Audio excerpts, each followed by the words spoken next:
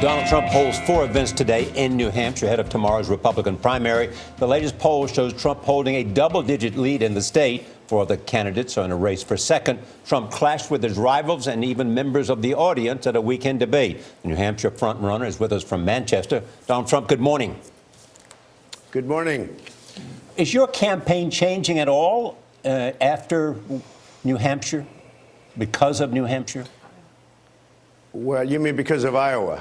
No, I don't. Actually, I mean in terms of what the challenge is in New Hampshire because of the debate. No, I think, right. The debate was strong. I mean, we did well with the debate. Everybody seems to think I won the debate, which is always nice to read. It's nice to read you won as opposed to you lost.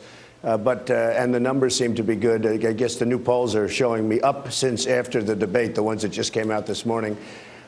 We feel very good. I mean, we did very well in Iowa. We came in a strong second and probably would have come in first had those votes not shifted from Ben, which was a terrible thing that was done to Ben Carson, in my opinion.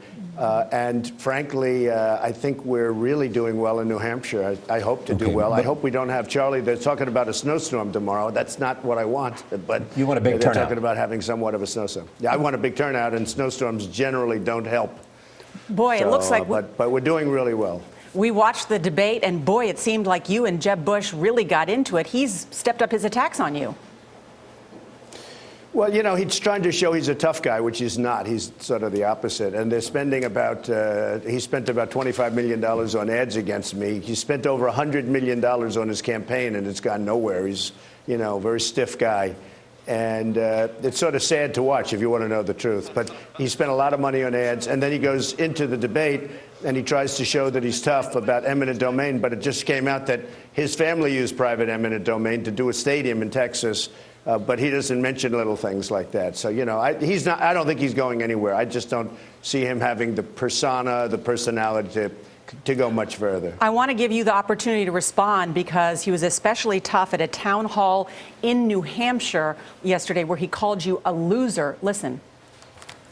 It is a sign of real weakness when you call John McCain or Leo Thorsness or anybody else that was a POW who served this country in a way that should be admired, American heroes, calling them losers. Donald Trump, you're the loser.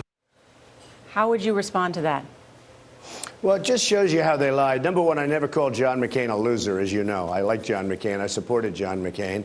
I said he was a hero because he got caught, which is true to a certain extent. And I said he was a hero because he got caught. If you remember, I didn't call him a loser. So he's lied when he made that up. Leo, I don't know. I don't know who Leo is. So he's making some other name, probably an American hero, and he made that up. And honestly, Jeb's a loser. You look at the fact.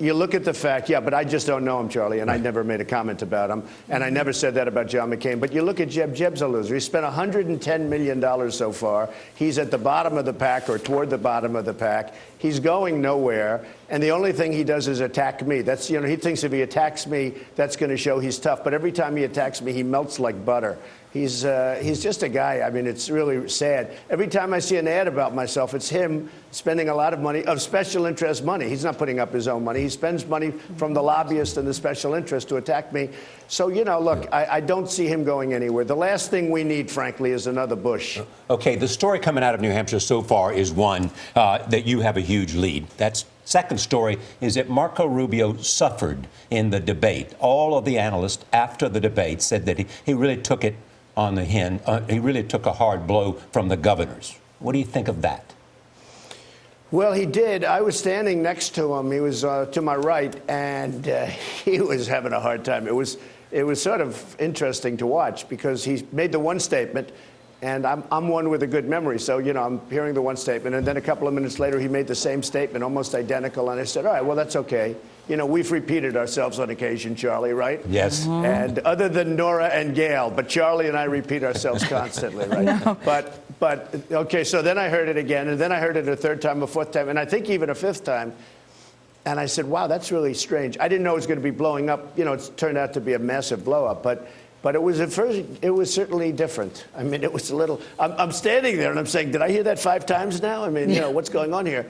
And it was, obviously a soundbite that he likes, but you can use a soundbite once, but you can't use it 5 times. It doesn't work. Donald Trump, there's a lot of things that are said about you. There's never been a campaign like yours, never been a candidate like you. There's something online today that says 24 of the most outrageous Donald Trump quotes. Do you ever have a moment where you say what your critics say about you and you think, well, maybe they have a point. Maybe I should try to do. Maybe I shouldn't have said. Do you ever have moments like that?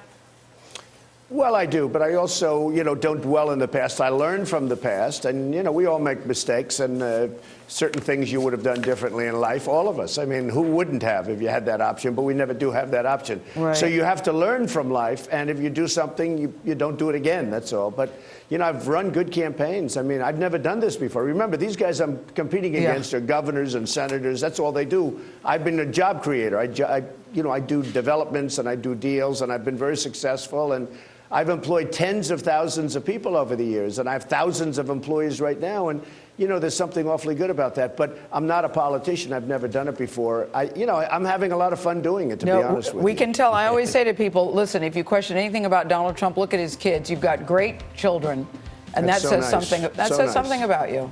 Thank you, Donald Trump. We look forward to seeing you next week in the studio, live and in color. We'll see you next week. All right. Absolutely. I love it. Thank you. Thanks.